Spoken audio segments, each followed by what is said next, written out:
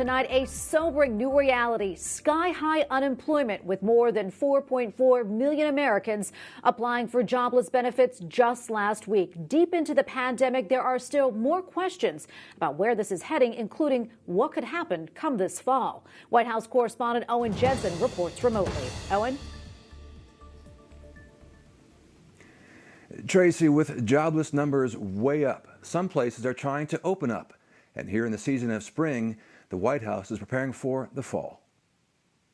It's only spring, but later this year, next fall and winter, we are going to have two viruses circulating. And so, this plea from the White House. One of the greatest tools we have as we go through the fall, winter season that we're into is to get the American public to embrace the influenza vaccine. The flu and coronavirus are a double threat, so the focus will be containment. We are building that public health capacity now to make sure that we stay in the containment mode for the upcoming fall and winter season. So we will not need to resort to the kind of mitigation that we had to this spring. President Donald Trump remains optimistic. It may not come back at all. He's talking about a worst-case scenario where you have a big flu and you have some corona.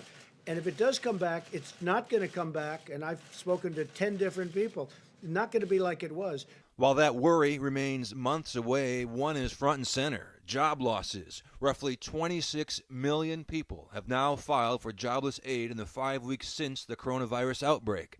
In Michigan, Dye Tech and Engineering is working with General Motors to help make ventilators. Even though my guys are working and my company's still operating, and we might be one of the least affected companies, well, nobody is safe. Economists believe the unemployment rate for April could go as high as 20%. Our businesses cannot afford to stay closed long term. I mean, they are hurting so badly right now. The mayor of Myrtle Beach, South Carolina, has a plan for reopening carefully and methodically. This area thrives on hospitality and tourism, and we want to make sure we are as safe as possible so that we can welcome our visitors back at the right time. As communities battle back and the months go by, There will be coronavirus in the fall.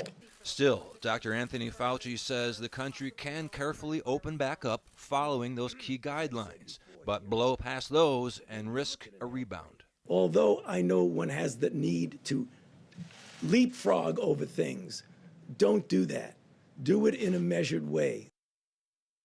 Now, to boost the nation's spirits, it's called Operation America Strong. In the coming weeks, the White House says the Navy Blue Angels will be performing air shows across the country in big cities, and the Air Force Thunderbirds as well. And the time and date to be determined, but look for that. Look up in the sky, and that should lift your spirits. It's to honor the frontline workers. Tracy? Okay, thank you, Owen. White House correspondent Owen Jensen reporting for us tonight.